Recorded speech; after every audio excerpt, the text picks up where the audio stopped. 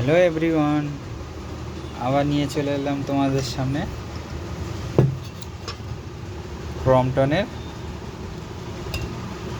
12+12 coil 48 ইঞ্চি ceiling fan. সবসময় তো coil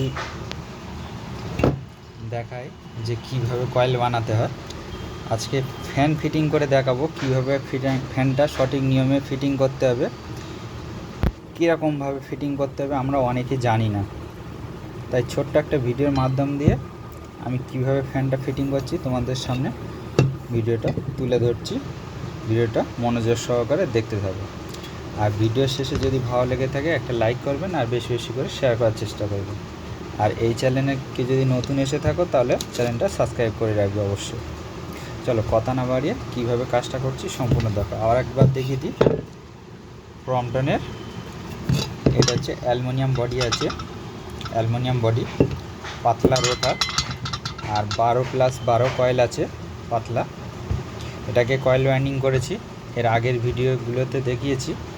আর এই ভিডিওর মাধ্যম দিয়ে আমি কিভাবে ফিটিং করছি সম্পূর্ণ মনোযোগ সহকারে দেখতে থাকো, স্কিপ না করে।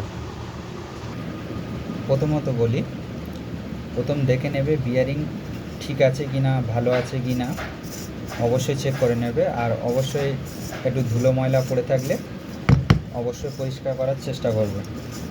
ভালো করে পরিষ্কার করে নিলাম। আর এখানে দেখো, এই যে বিয়ারিংটা লাগানো ছিল এটা কিন্তু একা একা উঠে চলে এসছে। তাহলে এর সমাধান কি হবে? এটাকে বলা হয় হাউজিং আছে, এটাকে হাউজিং আছে। হাউজিংটাকে আমাদের টাইট করতে হবে। কীভাবে করতে হবে এইটুকু ভিডিওর মাধ্যমে দেখাচ্ছি, দেখতে যাবো। এটা পটেটো,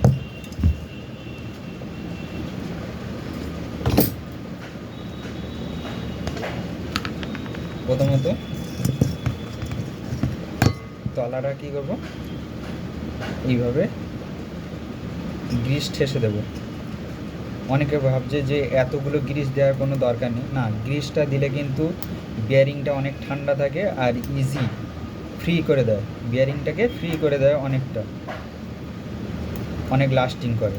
ঠিক আছে, তলারটা সমাধান হয়ে গেছে। এখন আমরা কি করব, উপরেরটা এখানে পুরো মুখ বরাবর গ্রিস দিয়ে দিয়েছি, আরও কিছুটা গ্রিস এইভাবে দিয়ে দেবো।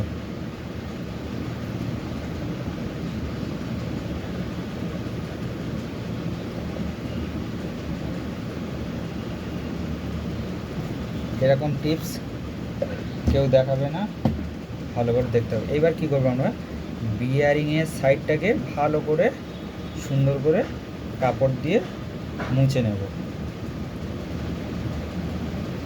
এখনই তো মেন কাজ। এবার কি করব, আমরা দেখো এই সাইডগুলো ভালো করে মুছে নেব।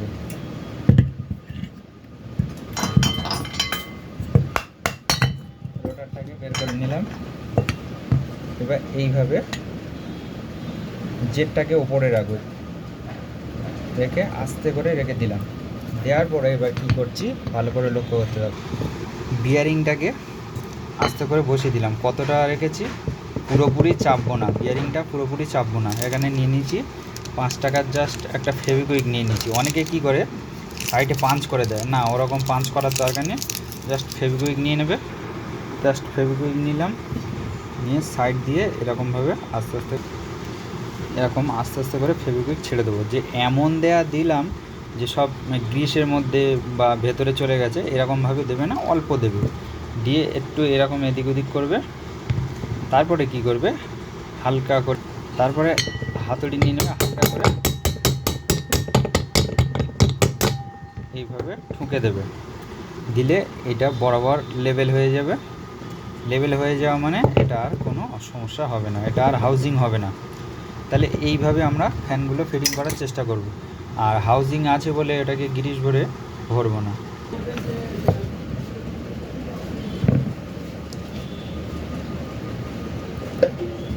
এবারে হালকা একটু গ্রিস নিয়ে নেব, জাস্ট এরকমভাবে বিয়ারিংয়ের, যাতে ইজিভাবে স্যাপটাকে ভেতরে দিতে পারি। এবার আসি স্যাপটাকে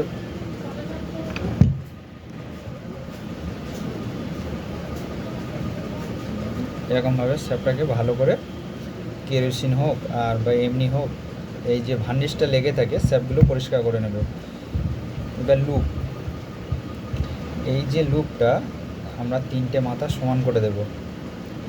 অনেকে জানে না কীভাবে লুপ, জানি না, জানে না বলা ভুল হবে, দেখো সবাই এখন কি বলবো, সবাই শিখে গেছে, কিন্তু আমরা এইভাবে লুপ করার মানে তোলার চেষ্টা করি।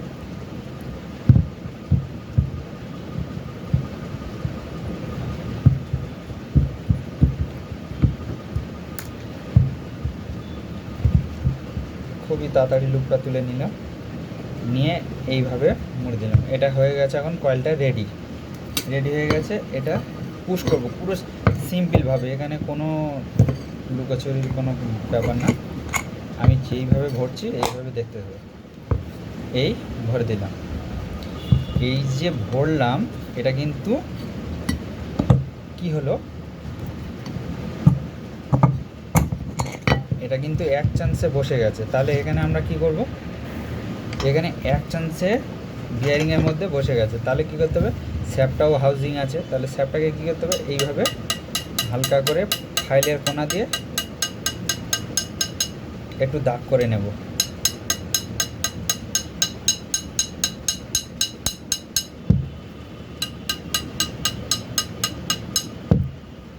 অনেক ভিডিও তো আমরা কয়েলের ভিডিও দিয়ে থাকি, তাই এই ভিডিওর মাধ্যমে কিভাবে আমরা ফ্যানগুলো ফিটিং করি সেই নিয়মটা আমরা শিখে নিলাম। তাহলে একটু হালকা পাঞ্চ করে দিলাম, যে এই যে ফাইলটা মারলাম এমনভাবে মারতে হবে যাতে কয়েলে না টাচ হয়, ঠিক আছে।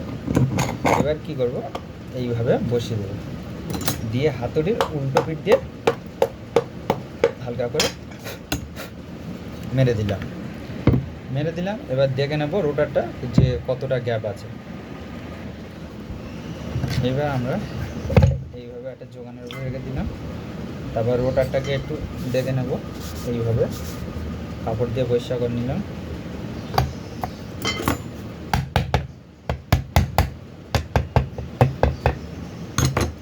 বাস এইভাবে দেখে নিলাম যে রোটারটা কয়েলের বরাবর আছে কি না। সিম্পল দেখে নেবে যে রোটার স্টার্টার সমান থাকলে তাহলে সমাধান হয়ে গেছে, তাহলে আর কোনো প্রবলেম নেই। এবার যখন দেখছো এরকম রোটার স্টার্টার মিলে গেছে, তখন এবার যদি মনে করো যে কয়েলটা কত বছর চলবে, একটা ডেট দিয়ে রাখবো। আমি এখানে ডেট দিয়ে দিচ্ছি 6/25, মানে 6 মাস 25 সাল।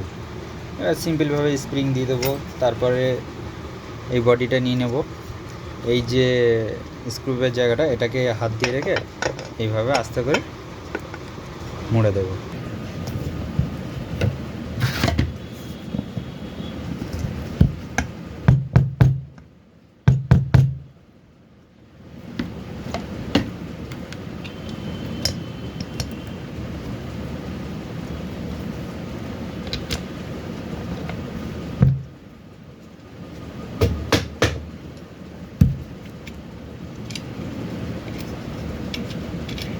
একটু শক্ত জায়গায় এরকম একটু ঠুকে নেবে, জার্কিং করে নেবে, ব্যাস।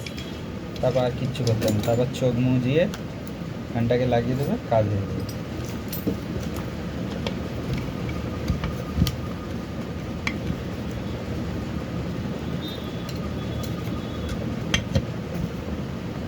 হ্যাঁ, এবার আরেকটা জিনিস আমি যে ভুলটা করছি, যে এরকম ডাইরেক্ট টেবিলের উপরে রাখবে না।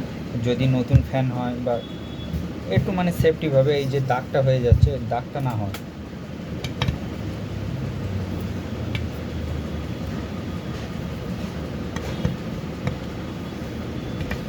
কিছু ফ্যান আছে এমন সমস্যা হবে, মানে কি বলবো,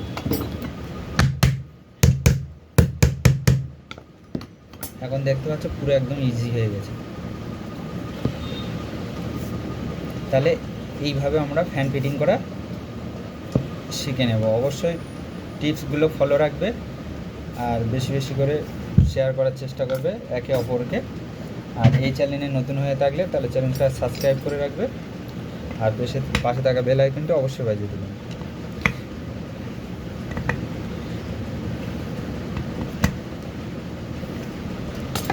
আর যে দাদা কমেন্ট করেছো, কি বলবো, সব জিনিসটা মাপ করে বলা যায় না। এমন এমন সময় আছে স্কেল আমাদের কাছে একটা কি আছে, দুটো স্কেল আছে, যে এইভাবে আমি মাপ নেবো, এইভাবে বলবো, অত কিছু বোঝালে মানে আমি যদি সারাক্ষণ বোঝাই সকাল থেকে সন্ধ্যা পর্যন্ত, তাহলে নতুন লোকের মানে বুঝিয়েও বোঝাতে পারবো না। তাহলে সেগুলো ধীরে সুস্থে আস্তে আস্তে বুঝতে হবে। ঠিক আছে, আমাদের কাছে সবই আছে, কিন্তু কোনটা বড় কোনটা ছোট ওগুলো তোমাদের ধারণা করে ধরে নিতে হবে। আস্তে আস্তে কাজগুলো করতে থাকো, তাহলে অবশ্যই শিখে যাবে। একটু ধৈর্য ধরতে হবে, সবথেকে মেন কথা হলো একটু ধৈর্য ধরতে হবে। একবারে কি সব কিছু শিখে যাবে? চলো এখন কথা না বাড়িয়ে এটা টেস্ট করি। যে আমি এই যে ওইটার বিষয়ে এখন বলতে বলতে এখন সময়টা নষ্ট করছি, সময়টা নষ্ট করার কোনো দরকার নেই। এইটা যদি বলি আমি 48 ইঞ্চি সিলিং ফ্যান, আমি 48 ইঞ্চি মাপ করে দেখানো, এটা অনেক চাপ। বা এইটা ধরো একটা পাত্তি, এটা ধরো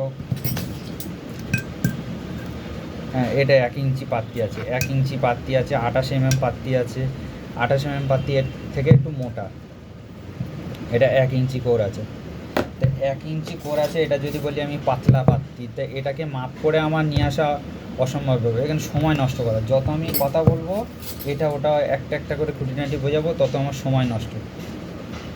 ঠিক আছে, আমার এমনি প্রথম বলেছি আমি এখানে ভিডিও করা অ্যালাউ নেই, তার সত্ত্বেও তোমাদেরকে আমি যতটা পারি গাইড করার চেষ্টা করি। চলো, কোনো রাগ করো না, সবাই ধীরে সুস্থে ভিডিওগুলো দেখতে থাকো। ঠিক আছে, আমি খুবই দুঃখিত যে আমি মাপ করে করে স্কেল দিয়ে বলতে পারলাম না। এটা ফ্যানটাকে এখন টেস্ট করবো। হ্যাঁ,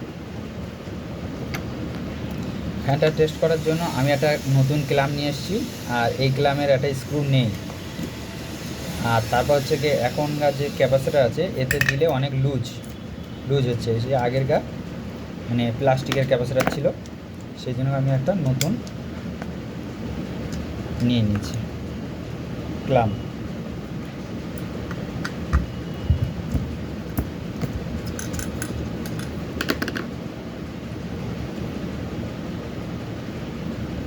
লাল তারটা দেবো টপে,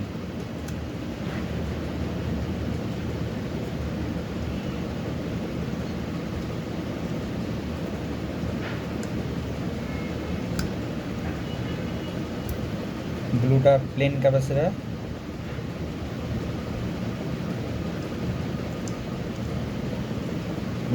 ক্যাপাসিটার, এটা দেবো মিডিলে।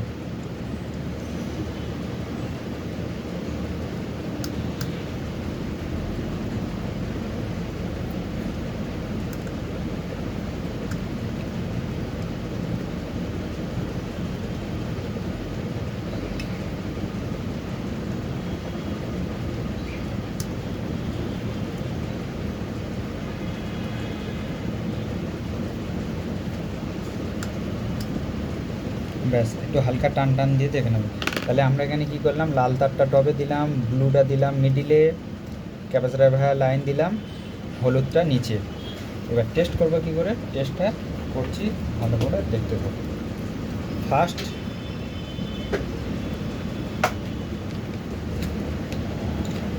ফার্স্ট কাজ হবে আমাদের বডি চেক করা। বডিটা আমরা চেক করে নেব।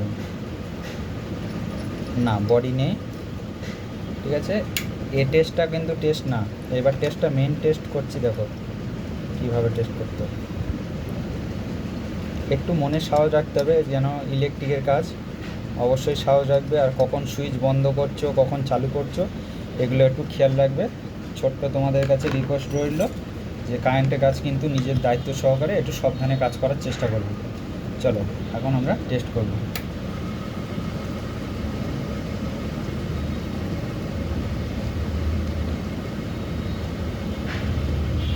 যারা এখন লাইক করোনি প্লিজ লাইক করে দেবে। লাইক করলে আগামী দিন ভিডিও আনতে খুবই ভালো লাগে, যে তোমাদের সহযোগিতা। এবার টান যদি দেখতে চাই এইভাবে দেখো, প্রচুর লোড, প্রচুর।